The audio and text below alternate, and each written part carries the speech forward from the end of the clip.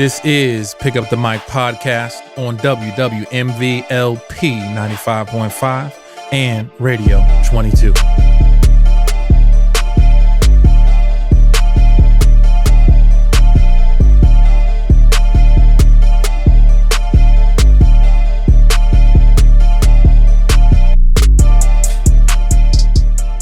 This is Pick Up the Mic podcast. I'll be your host, Corey Whitmore.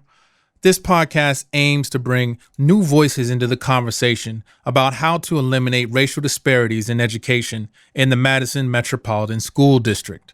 Over the past couple of months, we've had numerous interviews with African-American high school juniors and seniors, principals, teachers, mental health therapists to give us more perspective on how we start this conversation and how we find potential solutions.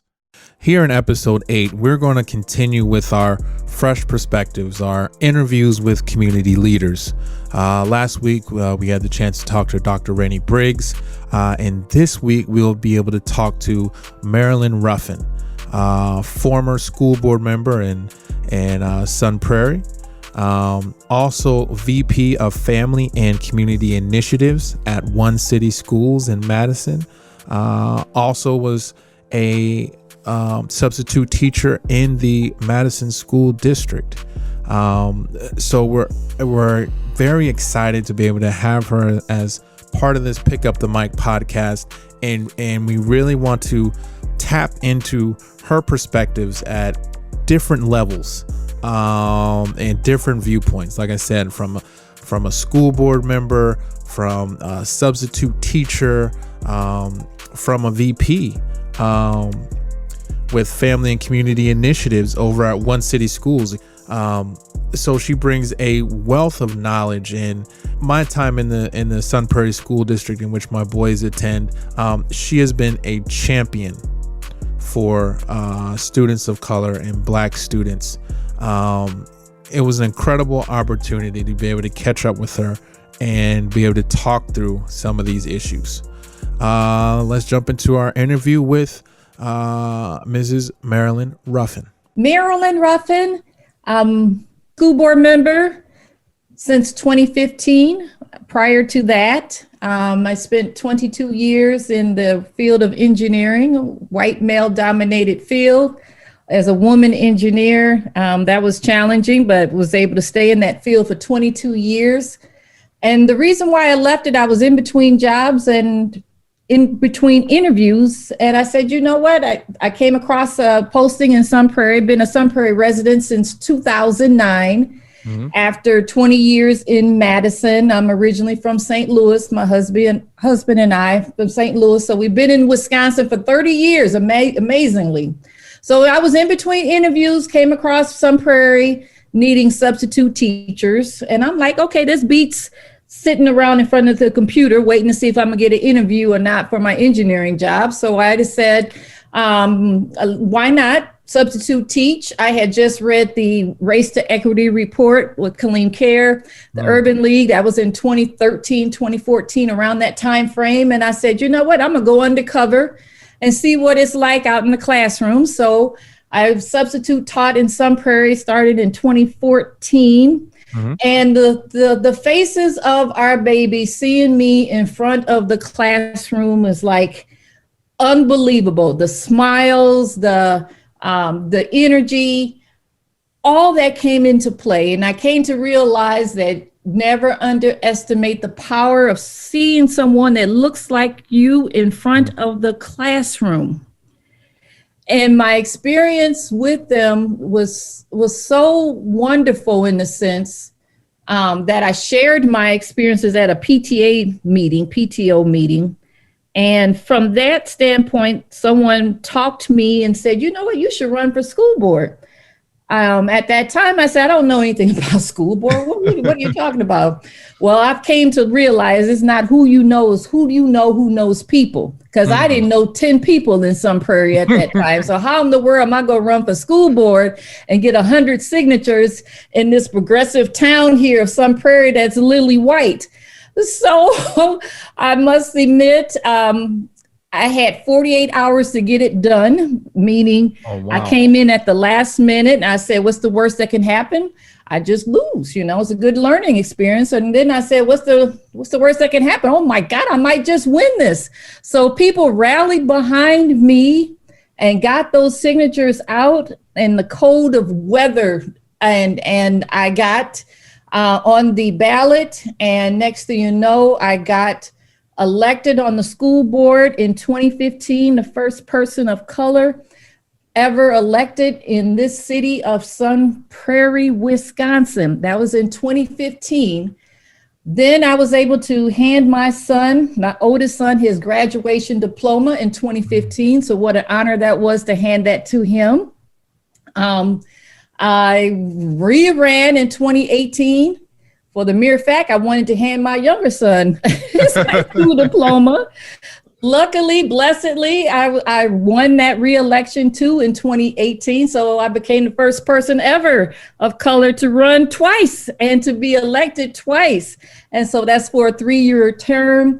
It ends in 2021 in April. So this is perfect timing. And I am not seeking another term. So after 6 years, a lot that has happened along those lines. When I first got on the school board in Sun Prairie, I was told I could no longer substitute teach. And I said, oh my God, why did y'all tell me that? Well, I guess that's a conflict of interest. You can't work in the district that you're going to govern. So I said, okay, I'll take my talents to Madison. Mm-hmm. So that's how I wind up substitute teaching in Madison. So I was a school board member in Sun Prairie, substitute taught in Madison, basically kept on the east side of Madison because I'm live near Sun Prairie. I'm in Sun Prairie. So I spent a lot of time at East High School, West High School, the elementary schools, the middle schools on east side. Mm-hmm. And I never forgot an opportunity. One time I taught, it was a high school math class, algebra.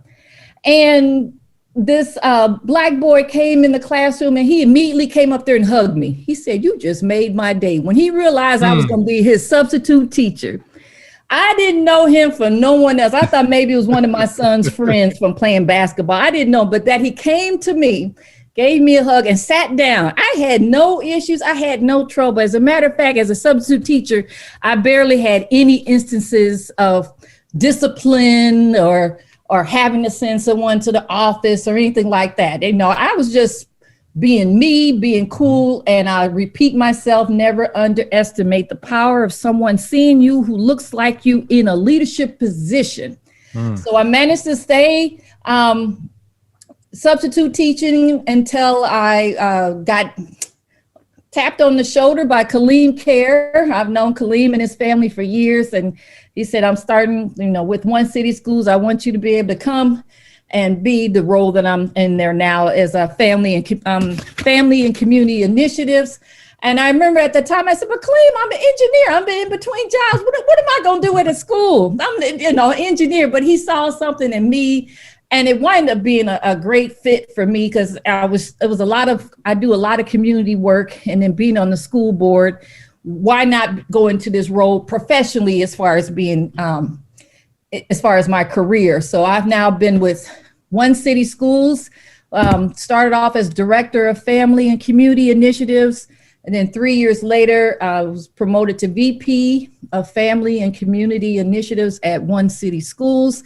And you're right, I get to see both ends of what I see as a school board member. And I used to say, man, if we can just get to our families early on and empower them, then we wouldn't have what we're having right now with high school students at some point in another. And with One City Schools, being an innovative public charter school just really gives me an opportunity to shine. And I see the conflict of, okay, you work for a charter school, but yet you're governing a public school district. So I get it on both ends along that line. So that is a lot about me in good 10 minutes, if that helps.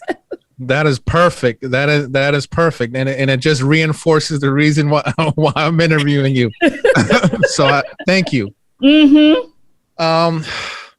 I'm actually going to start with something that you mentioned, and then kind of go into some of the other questions, because that was with the students, we talked about the importance of having, faculty, whether it's counselors, Right. whether it's teachers that look like you. Yep. So can you expound upon that and tell us, why is that important and what is the impact on Black students to have, whether it is a counselor, a teacher there in the school that looks like them? As was mentioning earlier, just the feeling of knowing someone shares your experiences or possibly shares your experiences. The example that I shared earlier about the high school student coming up and hugging me, maybe I reminded him of someone or remind me of a family member. I also remember another instances where I was substitute teaching in a high school, and the two girls saw me when they coming into the classroom, they know they got a substitute teacher, and then they saw me, and I heard them mumble under their breath, "Dang, I guess I ain't gonna be able to get away with XYZ." I guess I'm not going to be able to get away. You see what I'm saying? So it's a reminder, and it's the feeling of saying, okay, don't mess with her. Right. She ain't playing. Okay, so that shows the high expectations. Okay, I can't get away with this. I got to do my work. And it's just so key. It's the relationship building. It's the feeling of that shared experiences once again, and that you see someone in power and in front of the classroom. Yeah, we have a lot of our staff that nothing wrong with being a counselor and special education student and lunchroom and playground duties, but something about being in front of the classroom, not just for our Black students, but our white students too. Oh my goodness, our white students need to be able to see us in a position of power. And if they don't, they have that superiority complex that all people that's in leadership positions must only be white. And you can't have that. And if they wouldn't know unless they see it. So that's why you need more of us in those roles. And by being at One City Schools myself, our babies see us, our parents see us, the community sees us. And so with One City Schools, we have probably the highest diversity rate of staff of color, if you want to use that terminology, there at One City. You touched on something that's interesting that I don't think that I thought of, but necessarily our line of questioning wasn't directed towards that because I was, mainly speaking with students. But you just emphasized the importance of parents. Yes.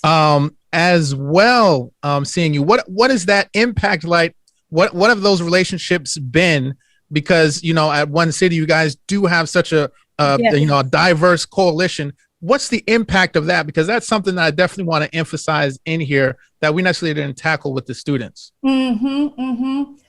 That parent engagement, that is my role there at One City, empowering them that they have a voice. So at One City Schools, they even take control of the parent meetings. So your monthly parent meetings is not run by us, it's run by them. And we get to be guests. We get to be guests at their meetings. We don't have any issue with parent teachers conference. They all come out, and it's just so key, the welcoming. Oh my gosh, just feeling welcome at the school. They see me and they see our front staff, who's a Black woman, and we call them all our babies. Y'all just leaving y'all babies here. And so the parents feel good. We have been open since September 1 throughout this pandemic because our families wanted, and they feel supported, and they feel safe in having their children with us. So to be perfectly honest, I don't even think I was in a pandemic at the school because all of us are one big family in the sense of we taking care of ourselves. We're making sure we use the safety protocols for the school and outside the school, because they know it's a privilege to be able to be at the school. And so they're doing what they need to do outside of the school so their children can stay with us and remain with us each day. So that's been phenomenal. So the parents is key. We utilize a program, a family engagement program called FAST, Families and Schools Together. And that gives parents an opportunity to meet with other parents and realize that they are not alone in feeling the way they feel when it comes to child rearing, or just being able to connect with another parent, because all the parents have the children around the same age. So I can see that being built up for the middle school and high school, to have that connection with another parent to go and talk with. And so when you talk about the parents, there's no judgmental here. We're here to work with you. We're here to assist you, and we welcome and we love on all the babies. We love them all on there. And so they're used to seeing me, and I'm used to seeing them, and you built that relationship and that connection, and it's so key. Right. And what grades at One City, what grades do you guys host? Yes, right now we are at second grade. So we have two schools. We operate two schools into one. Okay. We have a preschool that starts at age 2 and 3 years old. We specifically say preschool because if you want a daycare, you go to daycare. We are preschool, preparing our students for the success of school. And so 4K starts our charter school, and charter school being that it's tuition free. So we're the only entity out here that offers all day, full day preschool for 4K. You're not going to find that here in Madison. Typically in Madison is half days or 3 days a week. No, we are full day. So we go up to second grade, and this fall we're adding 2 more grades, third and fourth grade. Oh, so wow. We are authorized through the UW to go up to 6th grade. And we are already in the plans of going from middle school to high school. So we're talking about going from cradle to college in the south side of Madison. That's amazing. Not too long afterwards. That's amazing. Yes, thank you. So I handle the register. So I handle the registration as well for our One City schools. The one thing that I'm hearing that's kind of shining through that I haven't heard in other conversations is that there's a buy-in from the parents, and it seems as if it's more of a partnership. That's right. Than one, just leaning on the other. That is correct. Oh my God, you just nailed it right there. And may I say that in Sun Prairie, I'm not seeing that in our school district. It's just not, I don't see that. And so you're right. I go between Madison to Sun Prairie, from the school district to One City schools. And when I hear, Sun Prairie saying, I don't know why we can't get no parent involvement. And I'll be like, and I'm got 100% over here because we partner, because it's a huge thing to have our parents as partners in the education of their children. Right. Scholars. We call them scholars. Wonderful. There you go. There's another word right there. Yes, there you go. Because representation means a lot, and words are important too. So they are all starting at 2 years old. Right. You're a scholar. You're a scholar. You are a scholar. Thank you, Mrs. Marilyn Ruffin.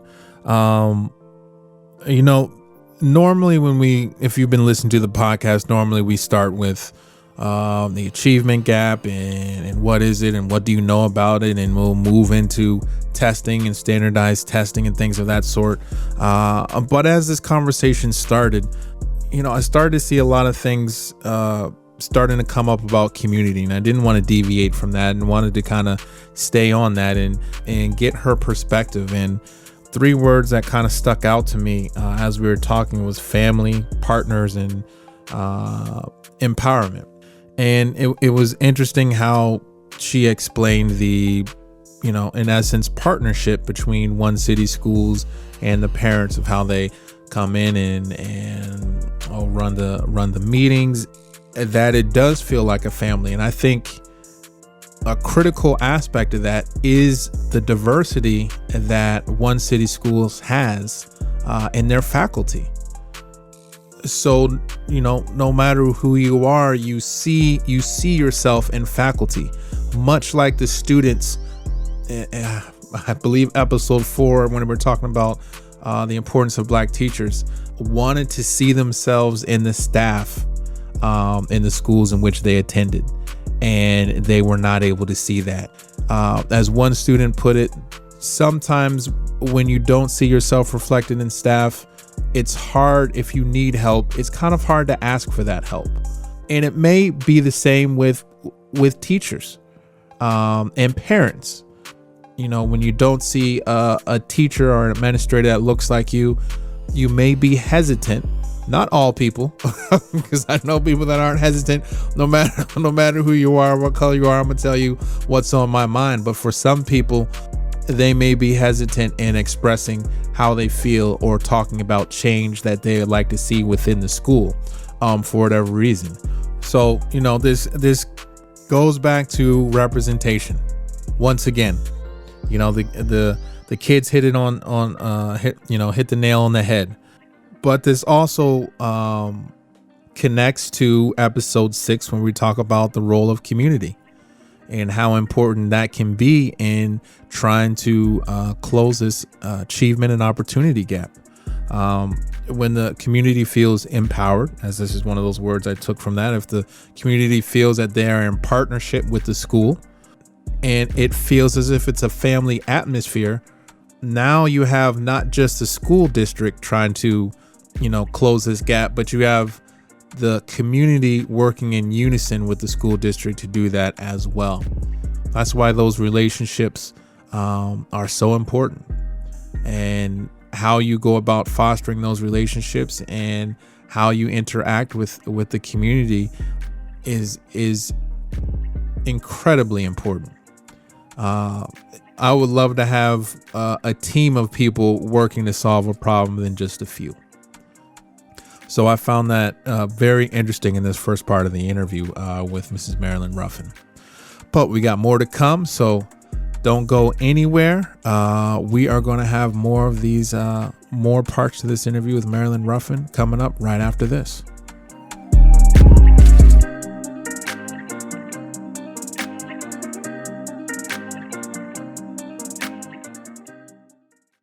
Welcome back. You are tuned in to Pick Up the Mic podcast with your host, Corey Whitmore. This is episode 8, Fresh Perspectives. We are sitting down with former school board member Marilyn Ruffin, and we are talking about the achievement gap and opportunity gap. So let's hear more from Marilyn Ruffin. Yeah, the buy-in, and you know, even from my own perspective and my own experience, when we moved to Sun Prairie, our oldest now went to Horizon when Rainey Briggs was principal. Yep. And it's for me, it was a different feeling that, you know, I knew if something was going on, he was going to let me know. There you go. And he was going to hold them to the standard that I would hold them to. And to have that comfort to say, hey, there's somebody, you know, looking over my son. That's right. And know that they will challenge him and not let them get away with stuff. Makes you feel that much better. Just about the experience in general, makes you feel a little bit more full. You read about that, but when I experienced that as a substitute teacher, hearing these teenage girls mumble under their breath, doggone, I guess we can't get away with it. Right. Not today, at least. Not today. No, they ain't happening here. I knew I struck something then. Mm-hmm. Yes. It's incredible the minor impacts of diversity can have. That's right. The small things. Don't underestimate that power of what that does to a child. Yes, correct. All right, let's move. We'll kind of visit this again, but you know, I kind of have a little bit of an order which I want to go in. So we'll kind of get a little bit back to this. But you had mentioned that, you know, you kind of almost went undercover. Yes. And you're talking about the Race to Equity initiative. Yes. I've been asking everybody. Everybody seems to have a different point of view of what this achievement gap really is and what it means to them. Right. So I think I want to start with the achievement gap, you know, specifically now speaking in Madison. What do you know about it? And when you hear achievement gap, what does that mean to you?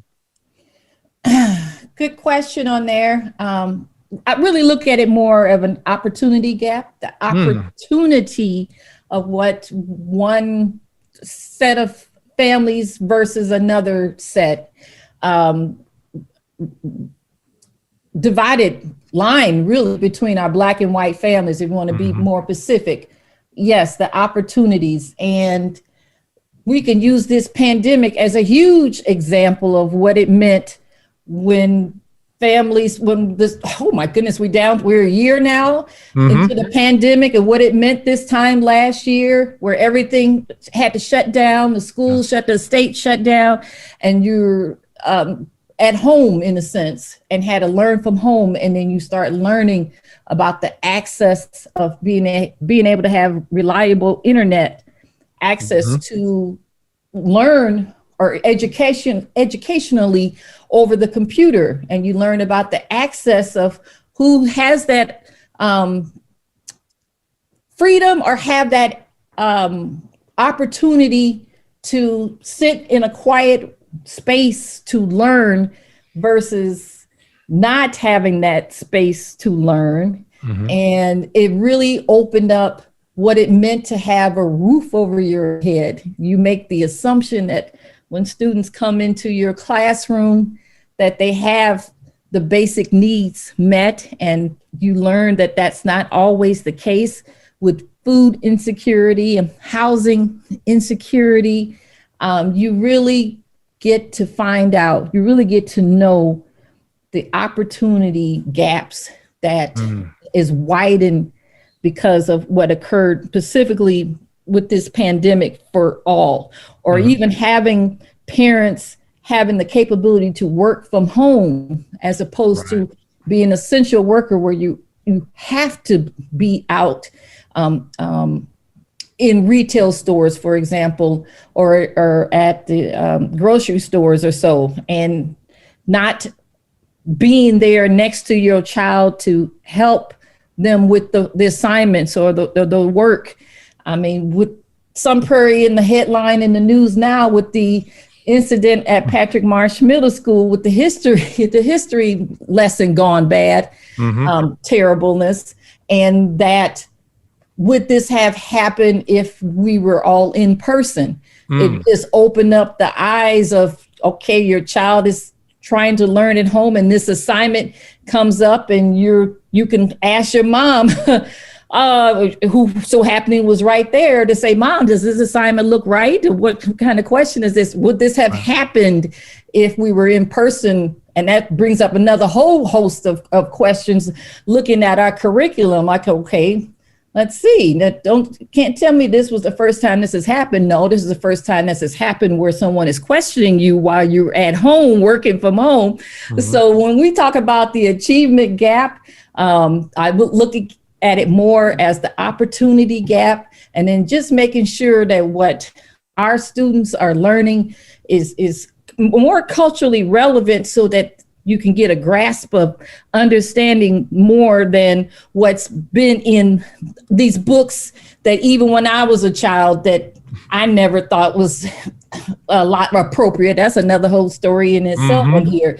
So that whole achievement gap could be something that just wasn't right from the get-go. So it's the opportunity, and that's how I feel, how it's been. And it's funny that you use, that titling of opportunity gap, because there's a young man from East that I was talking to that used that exact same terminology and speaking about this. And he, in his opinion, he corrected me right away to say, I know that you're asking me about an achievement gap, but I believe that it's an opportunity gap, and here's why. That's right. Good deal. I want to move into environment, and we kind of touched on that earlier, talking about the importance of having, a teacher that looks like you. I'm going to read a quote to you that, do I have where I took that quote from? It was in an article about 6 years ago. I'm not sure if it's the Isthmus or the Cap Times, but I'm going to read this quote to you, and I want you to, give your thoughts on the quote and speak to if you've seen something like this in school. So it's a quote from a paper interviewed two black high school students from Memorial a few years ago. I won't use their names, but I'll just read around it. Yep. The quote says, when Madison Memorial High School sophomore X solves problems in his head, other students give him surprised looks. He believes it is because he is black. Quote, I just pay attention in class and do my work, he said. Another Memorial High School junior echoed the same feeling, saying, people don't expect you to know anything, he explained. Student X is a high academic performer, plays on the high school soccer team, and is active in Memorial's Black Student Union. And quote, it's almost as if you know something that they think you're weird or you're acting white. Some people think you're not black just because you try to help yourself out and do well in school. End quote. What are your thoughts on that? And have you seen anybody have that similar experience? Acting like you don't know what they're asking? Was that what you're saying? He said, let me go back and read this. It says it's almost as if you know something. They think you're weird or you're acting white. Some people think you're not black just because you try to help yourself out and do well in school. Boy, that terminology or that saying of acting white been around for a minute now, because I remember that growing up in high school for sure. And makes you wonder what in the classroom. So why I'm putting this out there is I'm trying to speak to, what is the experience? What is the learning environment? What may be contributing to whether it is lower graduation rates, lower test scores, even though we know that those tests are biased, or are kids just losing interest and dropping out? I'm trying to speak to, what is the learning environment like? And it may be something that you have not seen, in your time as a substitute teacher or anything like that. But I did want to put it out there and see if you had a response or any thoughts on it. Okay, we could be stereotyping. Could the thought process be, in the age of social media or just on TV? If you don't see, then you don't believe. And if you don't believe, you can't achieve. So others may be looking at that and saying, well, this is an African-American child and we're not used to him knowing something. Right. We're used to always in trouble. You see it in the media. Next thing you know, in the newspaper. And what faces do you see when there's some crime going on here? Because it starts way back, like right now, like in high school. And doggone it, I see that when it comes to expulsion hearings, and you act like that our students are not smart enough or not feeling like they are worthy enough to be in the classroom. And so again, I use social media as a detriment sometimes, many times, where you get to see, or white folks may just say, see us in a negative light. And if you don't see enough of us in our brilliance, then that stereotype comes in. And so when that quote saying, they act like I didn't know, when I say I know the answer, and act like, what, he actually said that? Right. What you expect? Turn the TV off. Turn the TV off and realize that, yes, we have our own brilliance. And so our teachers, specifically our administration, need to see that and know that we are capable, just like all the other students. All right. Thank you for that, Mrs. Marilyn Ruffin. Another issue that was just touched upon here that I think came up in episode 4, I believe it's episode 4, possibly episode 3, when we were discussing code switching with the students and why they engage in it. And, do you find yourself exhausted always having to do that? And the reason why kids, and I believe almost everybody we interviewed said, yes, I engage in some sort of code switching daily at school, is because they aren't sure of the perspective that teachers and administrators have of them.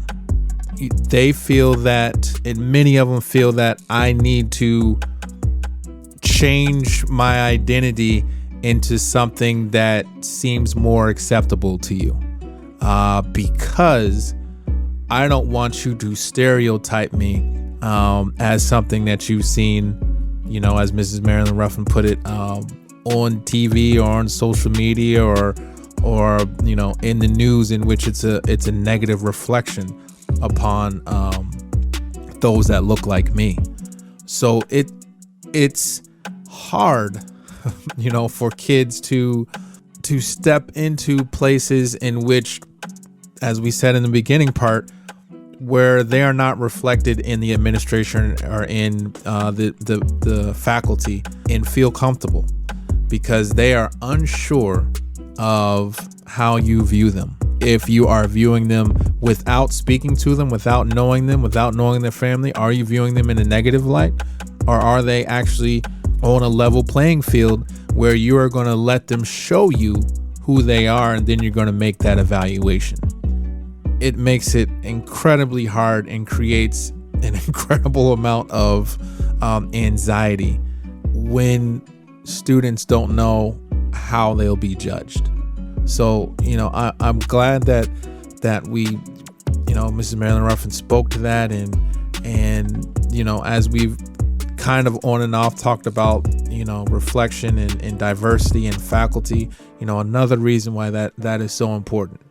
A student going into a classroom, new teacher, has enough anxiety to deal with meeting new people, being in a new environment and things like that, without having to also worry about how the teacher is viewing me. And I haven't said anything, I haven't spoke a word, you haven't talked to my family or anything, and you may already be viewing me negatively, and I have to try and work against that. That is just a weight that is unneeded, and can hinder growth and confidence in some of these students. So that's something to be aware of. We are going to take another break here, and after this break, we are going to continue with more of the interview with Mrs. Marilyn Ruffin. So don't go anywhere. We'll be right back after this.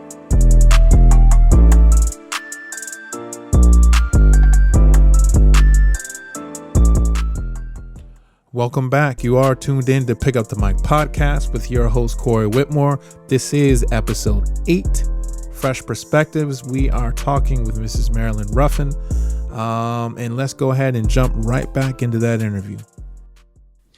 And you speak to you speak to a predetermined stereotype, especially when it comes to Black students. And you had mentioned expulsions and suspensions, and what is feeding such disproportionate numbers of Black students being suspended and receiving expulsion from these schools?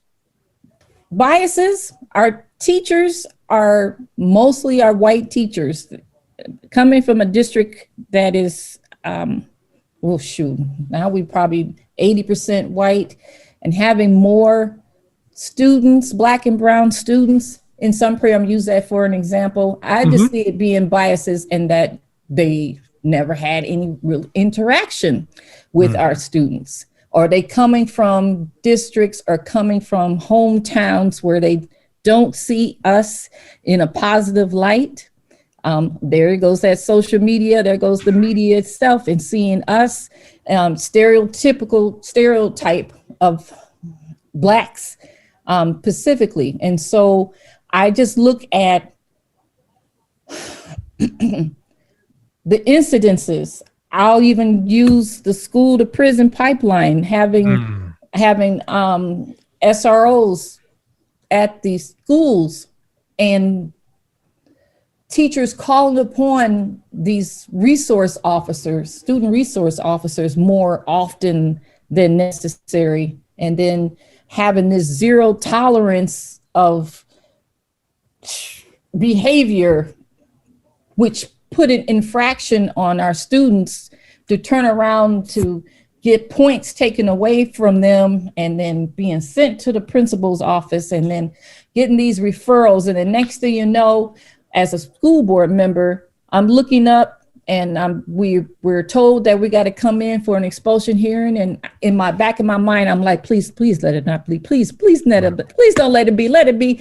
And he's like, oh my God, not another Black family, not another Black boy, not another Black girl again. And so when you hear the stories, you hear the stories, all of them have a common theme. No different than when I was a little kid, you do fights. Mm-hmm. Nowadays, it's, social media, they said this, they said that. Right. All of it was just BS, in my opinion. BS. I think that there should be a step between having this present to us as a school board to expel, and then going back to the teachers themselves on why is it that you couldn't handle this student in the classroom? Must this been instances that you had to refer them to the principal? Must it had been this? I think that there should be different programs put into place for at schools, because we've been doing the same thing for so long. And how's that working for you? It's working against our Black and brown students, because they are the ones that are getting the most of the suspension rates. Mm-hmm. So you got to acknowledge the problem and do differently and change differently. These are just kids. They're right. Kids.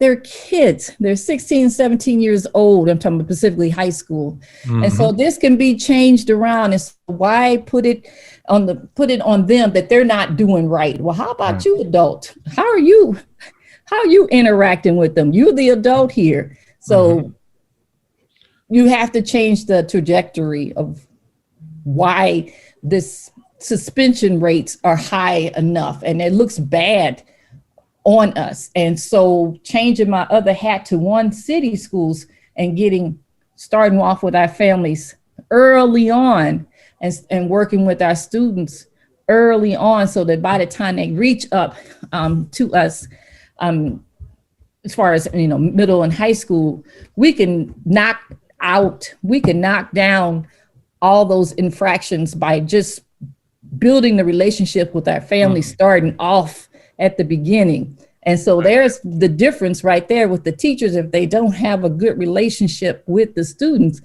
and being out in the community, that's another big thing that we at One City Schools, our babies, they get to see us out in the community, outside of the four walls. So when you talk about our teachers right now, how often are they interacting with our families and building that relationship outside of those four walls and getting to know them, so that, God forbid, incident comes up, you can say, I already know this family. I already know what's going on here. We don't need to be going down this road here for suspensions and up. We can handle this. That's the issue. It feels, and tell me if this analogy is a little off. It almost feels like healthcare in this country, from the sense that, we wait to get sick. And then we try to do this last minute treatment to try and fix it, instead of being proactive. That's a good one. Throughout your health. Right. If you know that you have a history of high blood pressure, what are you doing? What are the steps that you're continuously doing to make sure that doesn't become a problem? That's right. And it seems like being proactive on the front end can help prevent disaster on the back end. There you go. Or help alleviate it, or help reduce it quite a bit. No doubt about that. I do have a question in that process of the suspensions. So yes. When a teacher, when an incident happens, and a teacher writes it up and says that, this student needs to be, suspended or, expelled or whatever. Right. Are they a part of any other process, and after writing that person up and saying, here's my recommendation? Are they, do they have to meet with the parents at all? Right. Do they have to participate in something after that with the student if the student is coming back into school, or are they kind of done with the process after they make that? No, because for us as school board members, they have a long, we have a list, unfortunately, that's how it's set up.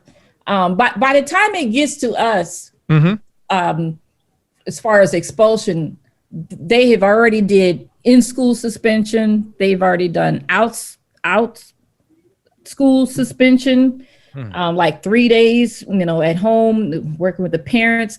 I think they do a lot before it finally gets to us to say, all right, we're ready to expel them. Now, it surely depends on what the nature of, the infraction is in the first place on there.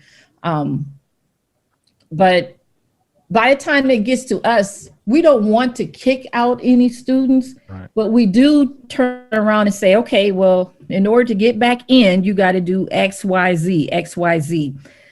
The sad thing about it is many of our students who get expelled have already their grades have slipped so low that you having our students being expelled for a semester or a year or however, they can't come back to the following year. And you look at their academic records coming to us, and I'm like, why are we at this point right now? There should have been something done back when they was in the 7th grade, back when they was in the 5th grade, back to where I'm at one city schools where I get to work with the families from 4K and up in 2nd grade and 3rd grade. Because when they get to us as high school and they're being expelled, I'm looking at, 0.5 GPA, 1.2 GPA.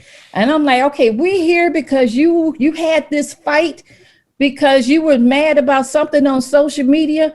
Wait a minute. Let's go all the way back. Wait a minute. Why you got an F in this class here? Right. Why is your grades looking like this right now? So it should have been some intervention well before that we even got to this point of, because we get all their records and to make that determination of, okay, so how are we going to be able to support this student, if we expel them? What is their home life now? And then you start, unfortunately, you start hearing of the stories of what's going on at home and what's not going right at home. And then you start saying in your mind, well, doggone, we've already set him up for failing. And here we're getting ready to expel him. And what's going to happen? And this is where that prison, the pipeline goes. And now you turn around, they're not in school. So what they're going to do to get themselves in more trouble being outside of the school. And it's just a downward slope. And so you go back to saying, we got to have that relationship with these families early on so we don't go down this road and this path, and letting them know that they are smart and that they are brilliant, and letting our families know that, hey, let's build a relationship with each other and with other parents so you can talk to each other and realize that you're not the only one in this world of parenting. And those relationships, all that comes back down to just building relationships so that we don't get to this point of being where we are. I must admit, being in this pandemic, that's one thing I ain't got to worry about, is sitting in another expulsion hearing. That's one thing I ain't got to worry about is that one of our children is being suspended, because we've been all remote. And every year that I've been on the school board, it's been our children that's been brought up to being expelled. Thank you for that, Mrs. Marilyn Ruffin. This whole interview just echoes, all the different aspects that we've discussed, really up to date. And the thing from this section of the interview that's sticking with me is something that actually Mrs. LaShawn Sells Whitmore said about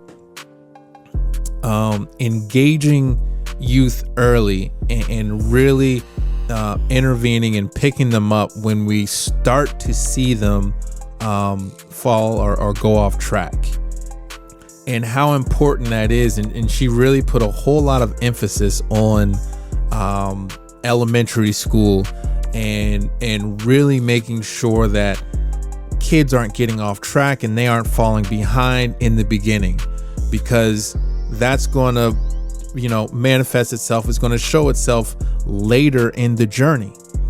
And to what Mrs. Marilyn Ruffin is speaking to is as a school board member, she had to sit in on these expulsion talks. And as she said, she's able to look at the records dating back to see grades, to see previous behavioral instances, and gets to dive into what's going on in the home life and all these things. By the time it reaches her, it's gotten to such a critical point that it's hard for them now to get back into the school system and try and make their way through to graduation. If you're getting now put out for a semester or putting out for a few weeks, but you have a 1.9 GPA or a 0.5 GPA or whatever it is, I mean, that hill is, I'm not going to say impossible, but incredibly difficult to climb out of. And you just wonder, and I think she wonders too, as we were talking, like, what if this was addressed sooner? What if somebody intervened a few years ago? Would it have escalated and gotten to this point where now they're before me, and we're making the decision of how long they're going to be away from school? And once again, relationships, faculty, students, community, school, it continues to highlight how important and vital that is, and how much of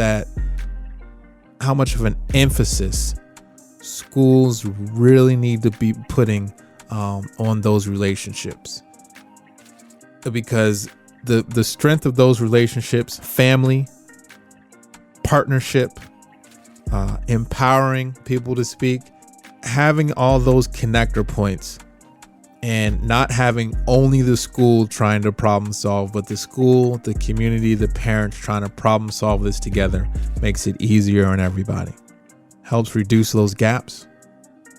Hopefully helps reduce our suspension and expulsion rates. All that can contribute to higher graduation rates for all students. So, we're hearing these themes repeat themselves and play out over and over and over again. Just because we hear the themes don't mean the application of what needs to be done is easy. So please don't think that, because we've had these themes pop up over and over in the episodes, that I automatically expect that, or someone automatically expects, the school should just be doing that. So why aren't they doing that? It's a good question to ask, but application is important, and who is able to see these themes and truly apply a plan to try and do this. It's not something that would happen overnight. So that is also important. But the first step, I believe, is having that let me go back. As Dr. Randy Briggs has put it many times, educate. So they need to recognize that there is a problem, and that these are the things that can help solve that problem. Recognition and knowing what it is really the first step. If you can get that far, then that next step is now, what is the game plan? How do we go about doing this? And are we going to invest the time needed to make this happen, because it is that important to us? So we're going to take one more quick break. We're almost at the hour. I'm going to squeeze in a little bit more of Marilyn Ruffin's interview right after this break.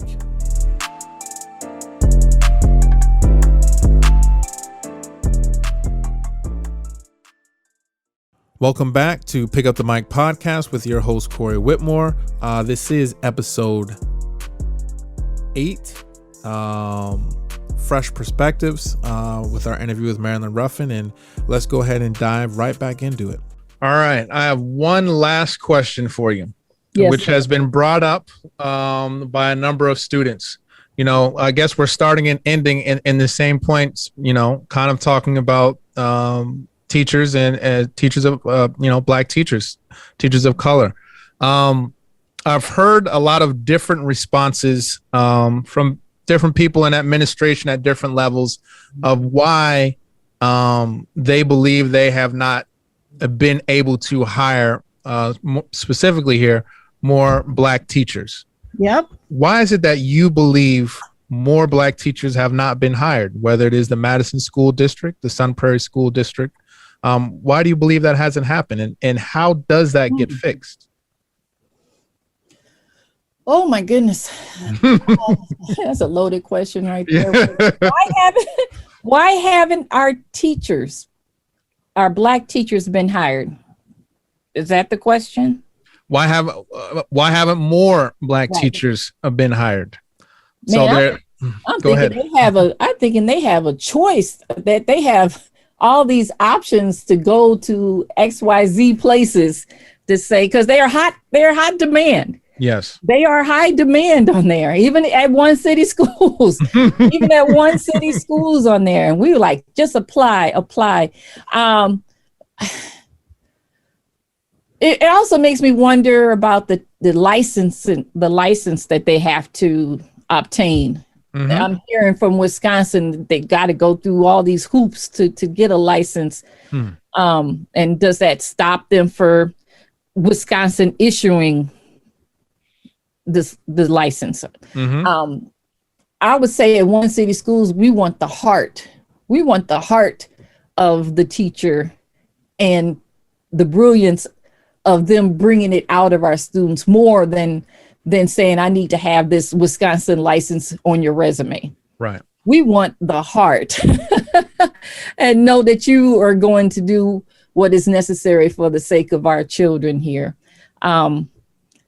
Wisconsin, I say that even in our own school district, we managed to hire our next principal, if you know, that's for the new high school, a Black man from Illinois. So that's huge. Mm-hmm. And I remember coming to district, we got to go out and broad out of the state and go to our HBCUs if we have to recruit our teachers. And I know I made that a stickler because we as a district flew all over the place to check out what the next generation of high schools are as we were looking for and designing our current high school. So if we can do that, surely we can go out to see some HBCUs or go to the colleges where you have these teachers who are studying to be teachers and bring them on. And you have to go outside of the box. We've been doing the same thing over and over again and then wondering why we can't seem to recruit. And it's not even just about recruitment, it's about retention. Oh my God, that's huge. Yes. That's retention of our staff of color, our Black and brown staff. And if they don't feel valued and if they don't feel that they're supported, they will leave. And I'm quite concerned about our new principal that's coming into Sun Prairie for the new high school. And if we don't do it right and make sure that he is, because I will be off the board then, but I've made it known. I said, I want to be able to be there to welcome him to the district, to shake his hand and let him know that he can use me as a resource. If we don't do that supporting, he could be gone, just like Rainey Briggs. Rainey Briggs he was the principal, and just when I just started on the board, and I believe that he was trying to get into a higher position, and he didn't get it, and we lost him as a school district. We lost him, and now he's thriving at Middleton. Where is he? Yes. Middleton? Yes, and I see him every now and then at some conference or so, and it's always good to reconnect. But in the back of my mind, I'm like, dang, we let him go. We let him go, and why is that the case? And why, as a district, if that's supposed to be your high priority to keep to obtain and keep That's huge. I'm also about that. What is it? Grow your own program. We can take some of our existing high school students who have a desire to go into teaching and put them under our wing, and help them get their certification and help them and wanting to stay in Sun Prairie, and so that they can be those resources and be that leader that we're looking for as far as teachers is concerned.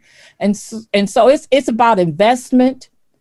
You're going to have to put the money where your mouth is. Okay. You wanted it. So now here's an opportunity. So why are our Black teachers are not being hired?